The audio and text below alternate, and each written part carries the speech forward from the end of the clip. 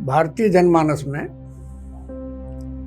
कबीर दास, तुलसीदास, गिरधर दास, ये जो मध्यकालीन भक्त कवि हैं, उन्हीं में लोग रहीम दास को भी रखते हैं। उन्हें नहीं मालूम कि रहीम दास उस तरीके के कवि नहीं है, लेकिन उनकी कविता भारतीय जनमानस में ऐसी घुली मिली है कि वे ये भी भूल जाते हैं कि रहीम दास मुसलमान थे और अकबर के दरबार के बहुत बड़े कवि और योद्धा थे। खैर, ये बात मैंने इसलिए कही कि उनकी लोकप्रियता जनमानस में इतनी है। पहले हम थोड़ा सा उनके व्यक्तित्व के संदर्भ में कुछ बातें कहेंगे। रहीम अकबर के दरबारी कवि थे, नवरत्न थे और बड़े चहेते थे। रहीम के पिता का नाम था बैरम खान। बैरम खां अकबर के मौसा थे और अकबर के पिता हुमायूं के सेनापति थे, अकबर के भी सेनापति थे। और इस प्रकार रहीम बहुत नज़दीकी व्यक्ति थे अकबर के। बैरम खां की मृत्यु जब हुई तो अकबर लगभग 14 वर्ष के थे, रहीम 4 वर्ष के थे। लेकिन पिता की मृत्यु के बाद रहीम के लालन पालन, शिक्षा दीक्षा का सारा प्रबंध अकबर की देखरेख में हुआ। अरबी, फारसी उनकी अपनी धर्म भाषा और मातृभाषा थी, लेकिन रहीम ने अपनी रुचि और प्रयत्न के कारण संस्कृत भी उसी लागू के साथ सीखी और हिंदी की तो वे बड़े ज्ञाता थे ही। इतना ही नहीं, भारतीय धर्म, दर्शन, पुराण के वे बड़े विद्वान थे। उनकी कविता से लगता है कि वे भारतीय धर्म, दर्शन और पुराण कथाओं के उतने ही बड़े विद्वान थे जितना कोई और हिंदू भी हो सकता है। कविता में इतनी रुचि रखते थे, कृष्ण भक्त थे, तुलसीदास के मित्र थे और उनकी सबसे बड़ी विशेषता ये थी, मैं समझता हूँ कि पिछले 1000 वर्षों में उनसे बड़ा दानी शायद ही कोई हुआ हो। हुए होंगे, लेकिन एक कवि हृदय, एक विधर्मी और एक सामंत इतना सहृदय हो सकता है, इतना उदार हो सकता है कि उनके जीवन का उद्देश्य था। वे कहते थे कि जब लग तो जीवो भलो, देवो परे न धीम, बिन देवो जीवो हमें कबू न रुचे रहीम। अर्थात जिंदा रहना तभी तक अच्छा है जब तक देने की गति धीमी नहीं पड़े। जितना आज देते हैं उससे ज़्यादा कल दें और कल दें उससे ज़्यादा परसों दें, यानी गति बढ़ती रहे। रहीम के मत से देते रहने में ही जिंदगी का सार है और जिस दिन देना बंद हो जाए उस दिन जीवन की धड़कन बंद हो जाए, ऐसा वो मानते थे। हमारे भारतीय साहित्य में कर्ण को महादानी माना जाता है। वो पौराणिक कथा है, कर्ण महाभारत के पात्र हैं, लेकिन पिछले 1000 वर्षों में ये बात रहीम के दान के संदर्भ में निर्विवाद सत्य है कि उनके दरवाजे पर आया हुआ कोई भी याचक खाली हाथ नहीं जाता था। उनके दान देने के संदर्भ में अनेक घटनाएं हैं। उनके दान देने की संदर्भ में एक बार किसी कविता पर प्रसन्न होकर उन्होंने उसी दरबारी कवि गंग को बहुत सारे रुपए जनाब दिए। ऐसा उल्लेख मिलता है कि 36,000 रुपये दिए और इस पर गंग ने उन्हें एक दुआ कहा कि सीखे कहाँ नवाब जू, ऐसी दैवी देन जो जो कर ऊपर करें, ज्यों ज्यों कर ऊपर करें त्यों त्यों नीचे नैन। यानी हे नवाब साहब, आपके दान देने की ये स्वर्गीय जो भंगिमा है, ये आपने कहाँ से सीखी है? जब आप किसी को देते हैं तो आपका हाथ देने के लिए जैसे ऊंचा उठता है, आपकी आंखें नीचे को क्यों झुक जाती है? रहीम ने बड़ा अच्छा जवाब दिया। रहीम कहते हैं कि देनहार को और है, देनहार को और है, देत रहत दिन रैन, और लोग भरम मेरो करें जासू नीचे ने। मेरी आंखें इसलिए नीचे हो जाती हैं कि लोग समझते हैं मैं देता हूँ, असल में देने वाला कोई और ही होता है। उनका मानना था जिंदा रहना तभी तक सार्थक है जब तक देते रहने की गत बनी रहे। जैसा मैंने पहले कहा है, वे ये भी कहते थे कि रहीमन वे नर मर चुके जे कहूँ मांग न जाए, रहीमन वे नर मर चुके जे कहूँ मांग न जाए, और उनते पहले वे मरे जिन मुँह निकसत ना। यानी मांगने को वो अच्छा नहीं समझते थे। जिस दिन मांगने की नौबत आ जाए उस दिन से तो मरण अच्छा है, लेकिन उनसे ज़्यादा तो वो गए बीते हैं, उनका मरण होना चाहिए जो होते हुए भी मना कर देते हैं कि नहीं है जाओ। ऐसी थी उनकी। वे दरबार लगा के बैठते थे और बड़े विनोदी व्यक्ति थे और बड़े मेधावी थे। एक बार अकबर के दरबार में अकबर ने निवेदन किया कि तानसेन जी, बहुत दिन हो गए आपका गाना नहीं सुना है। तो तानसेन ने अपना तंबूरा उठाया और एक शास्त्रीय संगीत गाया।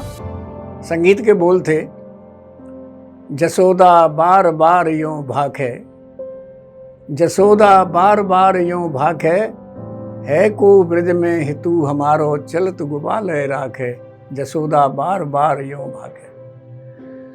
तानसेन का गाना चलता रहा और हम सभी जानते हैं कि शास्त्रीय संगीत में एक पंक्ति को ही बार बार बार बार अनेक स्वरों से, अनेक आरोह अवरोहों से गाया जाता है। वहाँ स्वर की महत्ता होती है, बोल की कम। जब तानसेन का गाना समाप्त हुआ, तालियों की गड़गड़ाहट, बादशाह बड़ा खुश हुआ। लेकिन तानसेन से बादशाह ने एक प्रश्न पूछा। बादशाह ने पूछा, तानसेन मियाँ, इसमें ये जो बार बार यूं भाग है, क्या अर्थ है? इस बार बार का क्या अर्थ है? तानसेन ने कहा, साफ है, बार बार यानी बार बार, बार बार यानी बार बार, हर बार यही एक ही बात पूछती है कि कृष्ण गोकुल से जब मथुरा जा रहे हैं तो वो रोकना चाहती है उनको। जसोदा बार बार यूं भाखे, भाखे माने बोलती है, कहती है को ब्रज में हेतु हमारा चलत गुबाल राखे। अरे इसको कोई राख लो, इसको कोई राख लो। बार बार एक ही बात कहती है, दूसरी बात ही नहीं कहती। ये इतना ही अर्थ है, और क्या अर्थ है? इसमें साफ है। इतने में वहाँ एक पर्शियन भाषा के विद्वान बैठे थे, नजूमी कहते हैं उनको, ज्योतिष के विद्वान थे। तो वो बोल उठे कि मियाँ गाते तो बहुत अच्छे हैं, तानसेन गाना जानते हैं लेकिन शब्द के अर्थ के बारे में नहीं जानते। यहाँ बार बार का अर्थ है तिथिवार, यानी सोमवार को वही बात कहती है, मंगलवार को वही बात कहती है, बुधवार को वही बात कहती है। सप्ताह के सभी दिन, यानी बार बार का मतलब है सोमवार, मंगलवार, बुधवार, हर बार को वो एक ही बात कहती है कि कोई कृष्ण को रोक लो, कोई कृष्ण को रोक लो। वहाँ मियाँ बीरबल बैठे थे, वे तो हाजिर जवाब थे। अकबर ने बीरबल की तरफ आंखें की तो बीरबल बोले, हुजूर गुस्ताखी माफ़ हो, नजूमी साहब तिथिवार नक्षत्र यही जानते हैं, लेकिन यहाँ बार का मतलब है द्वार। बार बार यूं भागे यानी द्वार द्वार पर एक ही बात कहती है। हर द्वार पर जसोदा जा रही है और एक ही प्रार्थना करती है कि कोई मेरे बेटे को मत जाने दें, रोक लें, रोक लें, रोक लें। तो इस प्रकार जितने मोह उतनी बात। बादशाह ने रहीम की तरफ देखा। रहीम ने कहा, हुजूर गुस्ताखी माफ हो, मियाँ तानसेन गवैया हैं, शब्दों के अर्थ नहीं जानते, गाना जानते, गाना तो बहुत बढ़िया गाते हैं, और एक ही पंक्ति को, एक ही उसको, कविता को बार बार एक ही पद को बार बार गाते रहते हैं, तो उनको बार बार लगता है। और नजूमी साहब ज्योतिषी हैं, तो उन्हें तो इसके अलावा तिथवार नक्षत्र इसके अलावा कोई सूझता ही नहीं। और बीरबल के पूर्वज ब्राह्मण थे, द्वार द्वार पर भीख मांगते थे, तो इनको वही द्वार ही दिखता है और कुछ दिखता नहीं है। अकबर को बड़ा मजा आ रहा था।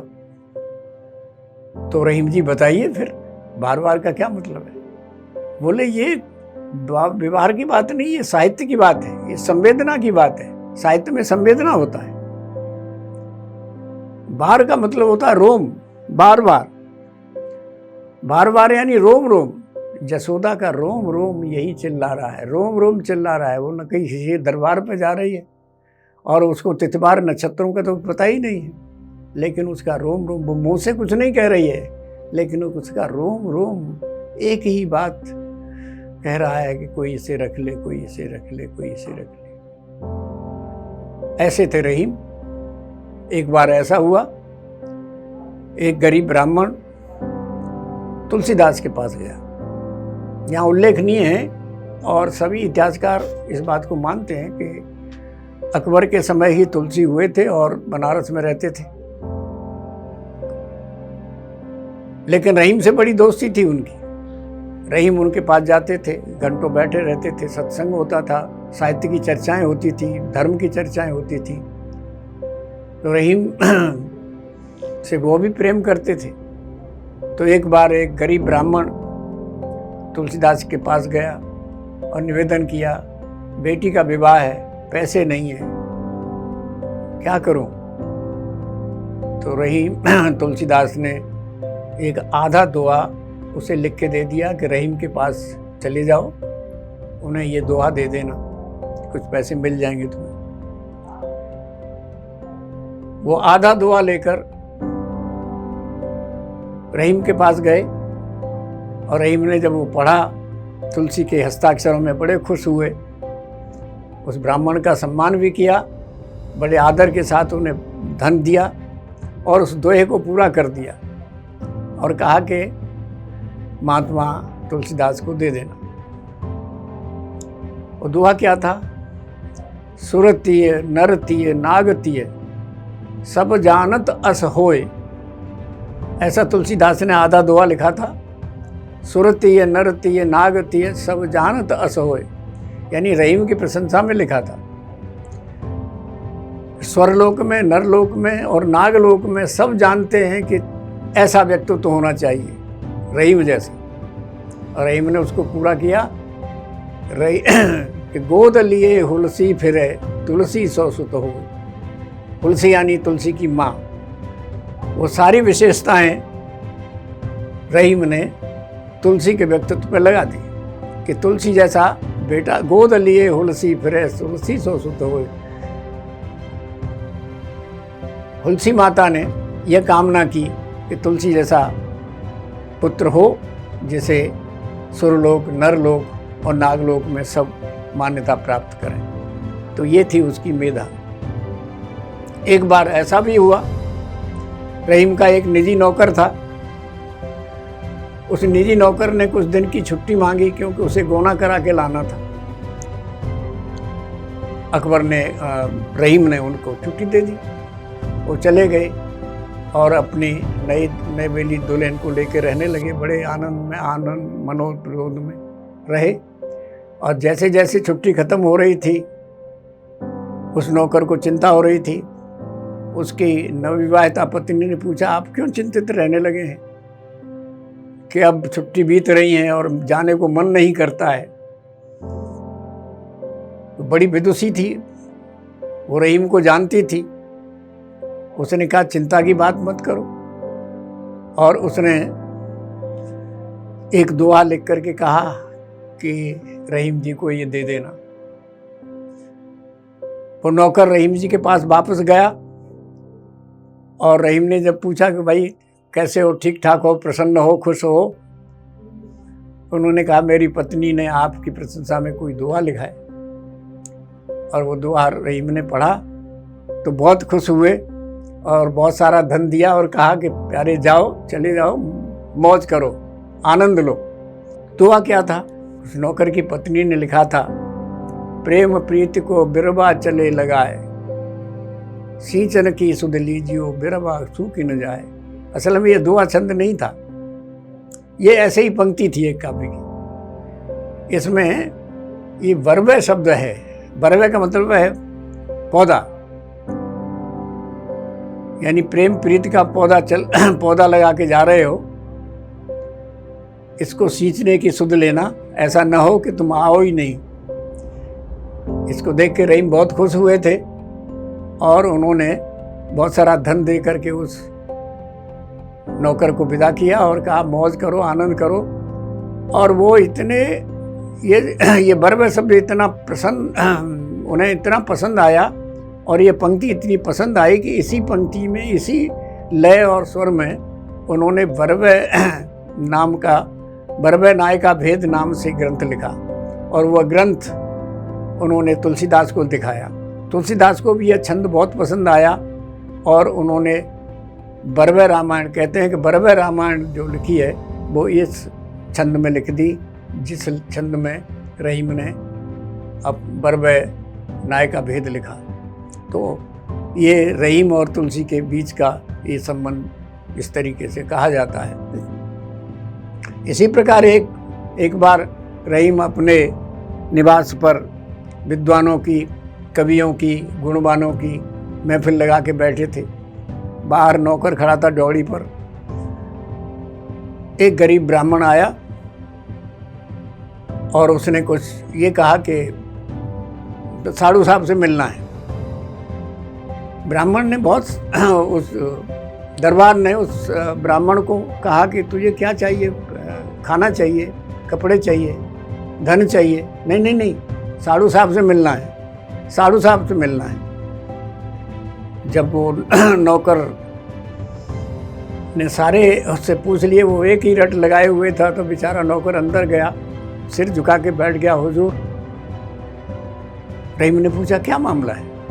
उन्होंने कहा एक गरीब ब्राह्मण है, गरीब ऐसा है कि पागल जैसा लगता है, लेकिन हुजूर को साधु बता रहा है और हटता ही नहीं है। हाँ तो उसको धन दे दो, कुछ दे दो जो मांग रहा है। हुजूर सब पूछ लिया, खाना नहीं चाहिए, कपड़े नहीं चाहिए, पैसे नहीं चाहिए, धन दौलत नहीं चाहिए, कुछ नहीं चाहिए, एक ही रट लगाए हुए साधु साहब, साधु साहब, साधु साहब से मिलना है, साधु साहब से मिलना है। रहीम ने कहा अच्छा भेज दो साधु साहब। तो उस गरीब ब्राह्मण को, जिस पर पर्याप्त कपड़े भी नहीं हैं, बाल अस्त व्यस्त हैं, थोड़ी बड़ी हुई है, दाढ़ी के बाल बड़े हुए हैं, और वो खड़ा है।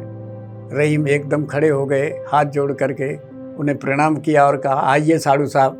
और नौकरों को बुलाया, हाथ फटकार के कहा कि साधु साहब को गुस्ल कराइए, यानी स्नान कराइए, अच्छे वस्त्र पहनाइए और बहुत अच्छा खाना, ब्राह्मणों से खाना बनवा करके उसको खाना खिलाया। और फिर बड़े आदर और सत्कार के साथ में एक सजी हुई घोड़ी पर बिठाकर बहुत सारा धन देकर कहा आते रहिए, बड़ी आपने कृपा की। अब वहाँ जो लोग थे वो बड़े हैरान।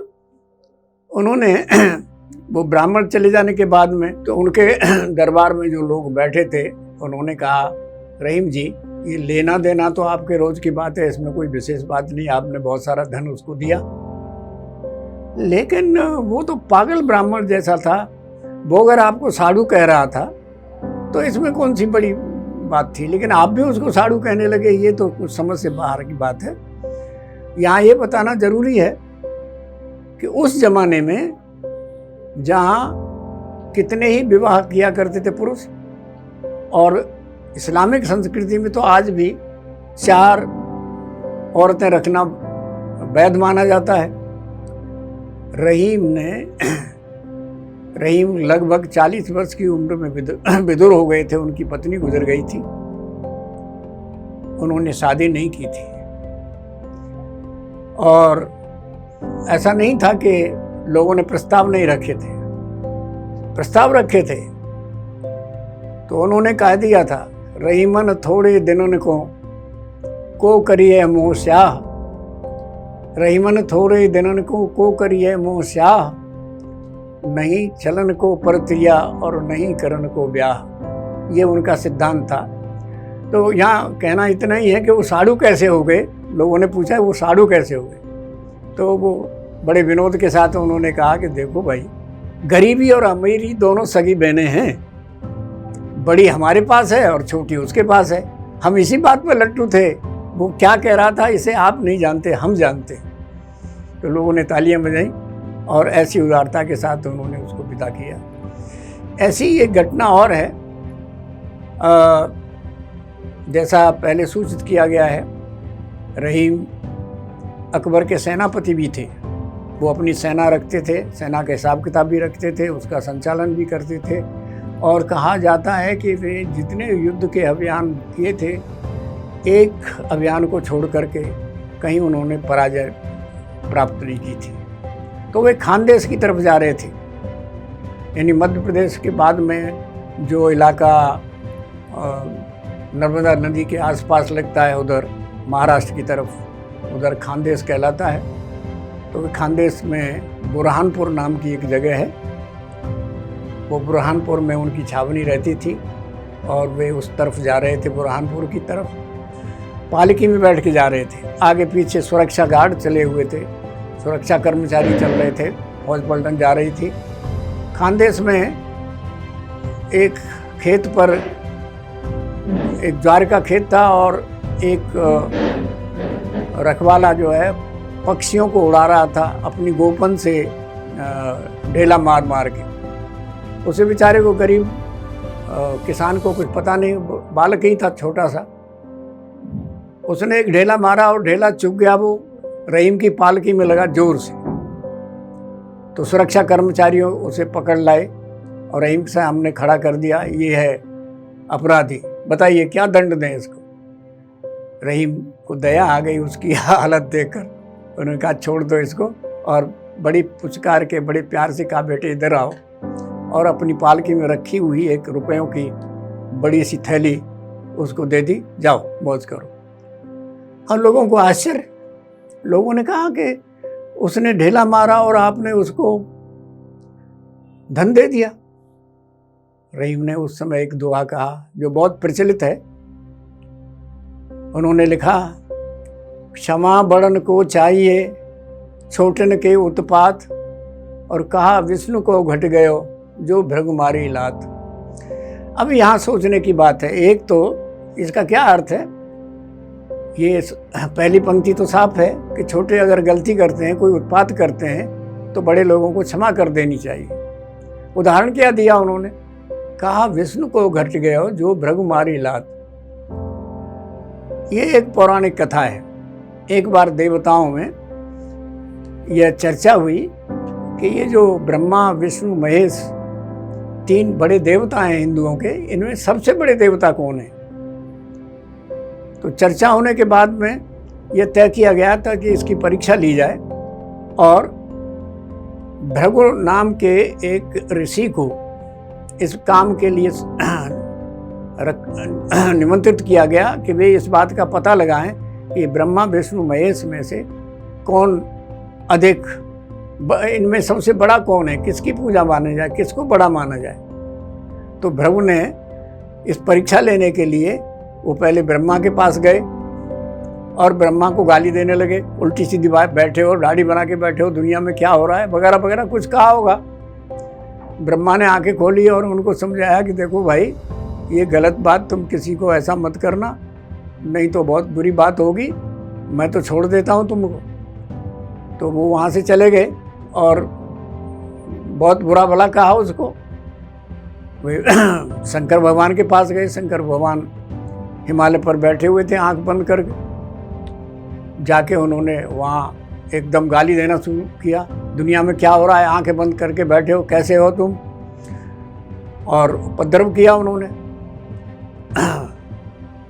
शंकर भगवान की आंखें खुली और उन्होंने क्रोध से कहा, तुम यहाँ से चले जाओ, ये ठीक नहीं है। अब भले आदमी, तुम ऋषि हो इसलिए छोड़ ही देते हैं हम तुमको, नहीं तो भस्म कर देते। वो गुस्से में कहा, तो वहाँ से भी चले गए।